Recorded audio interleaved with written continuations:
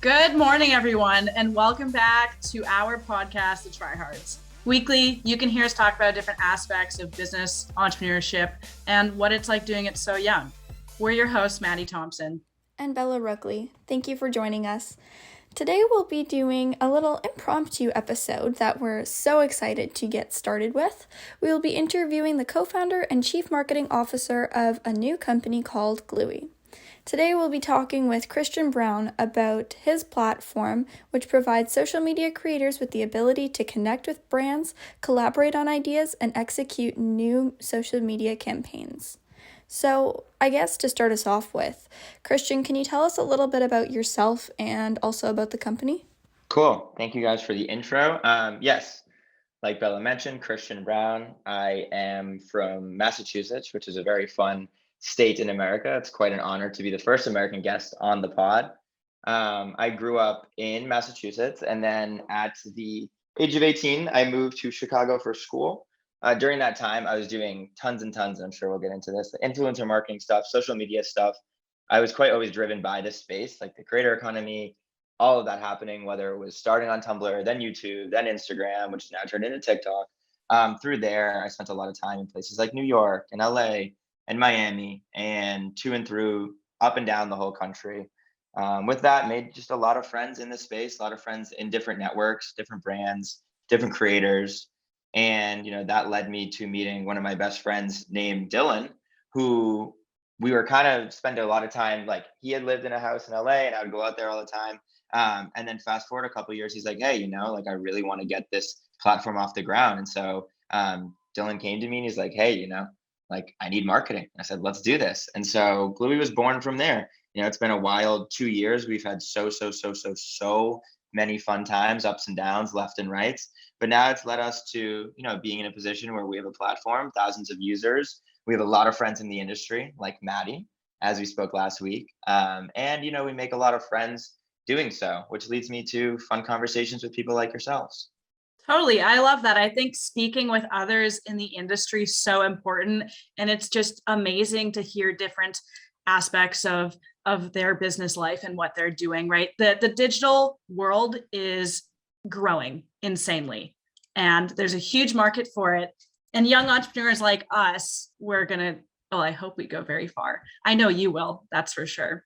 Whoa, Maddie, I don't come on here unless someone's going to match the energy.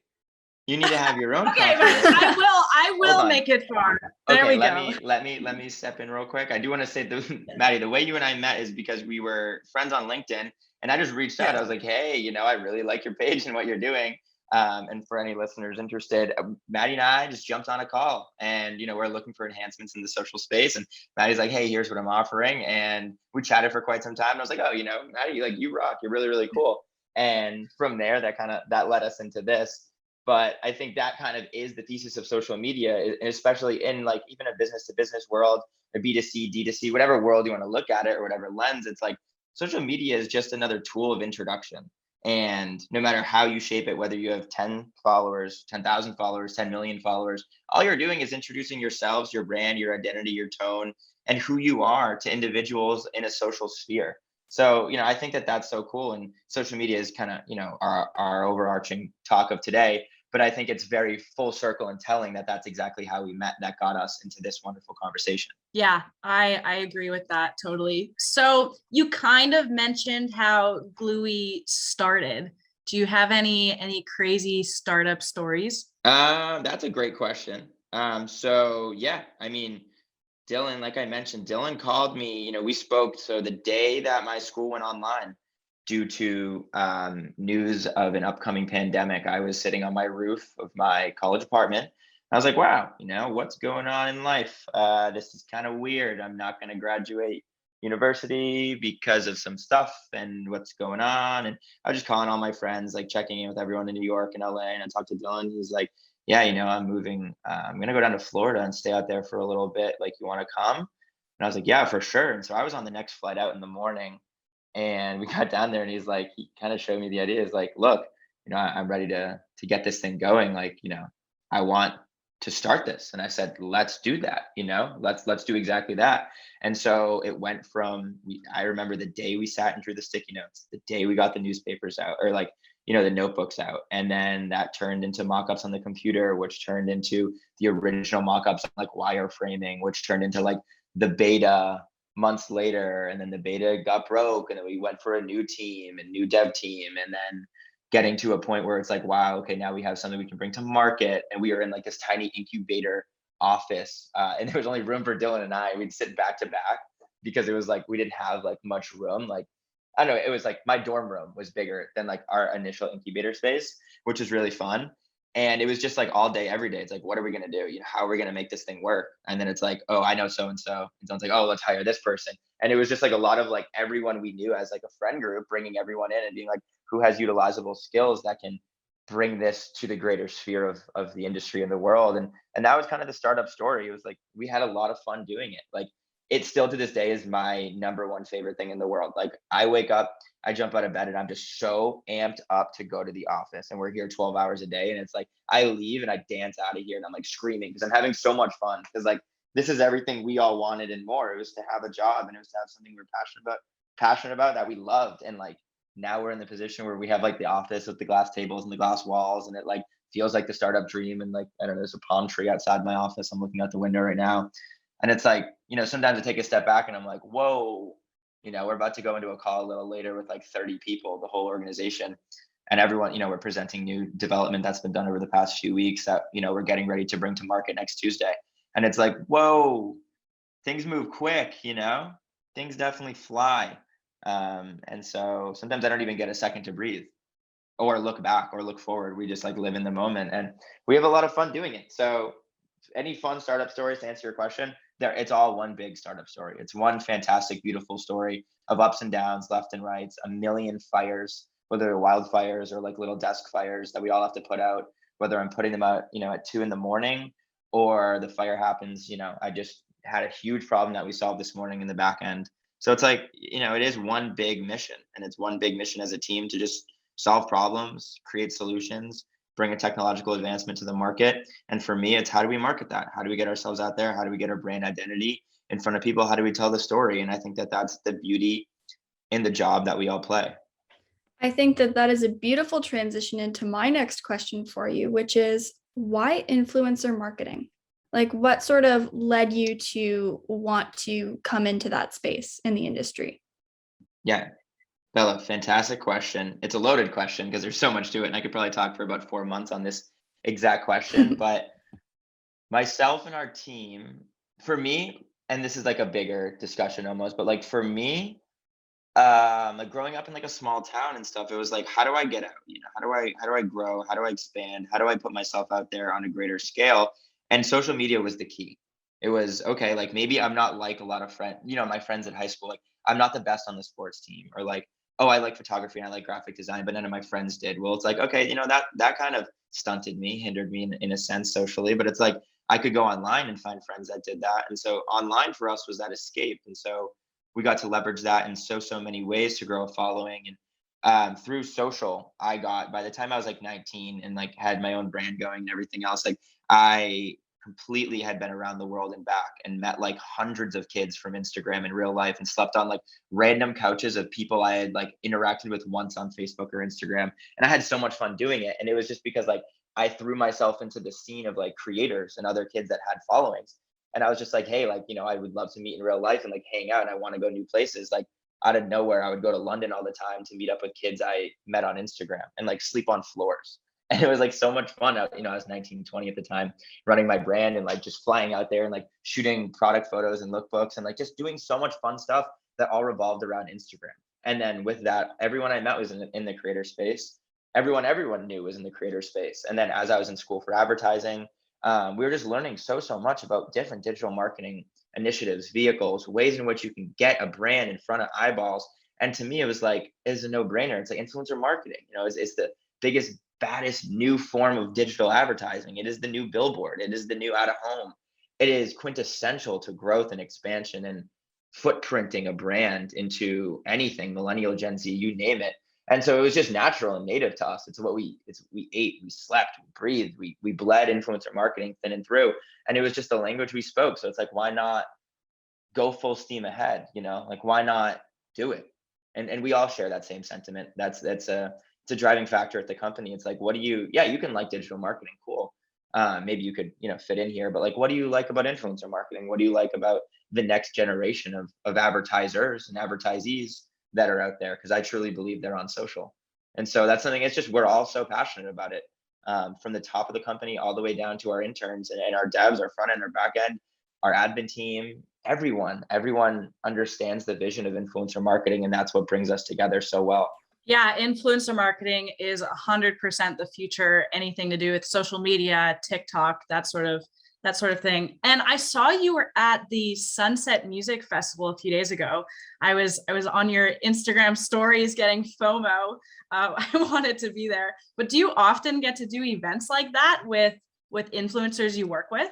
So fantastic question about activations in total. And I think this kind of goes back to the story I just told back in the day. It's like we've always gone to stuff like that, right? Whether it's our team has been to and through the Coachellas and different international festivals and fun stuff like that. And we're always just kind of used to like back in the day, like, oh, said friend person in our friend group is getting like 20 free tickets to something because they're promoting the show or they're promoting the event. So we were always just like to and through events on like a global, I don't like national scale, I would say. And anytime we were in different countries, it's like, oh, word, like, who has backstage to this, or like, oh, like who can get us VIP or who can get us on the list, blah, blah, blah.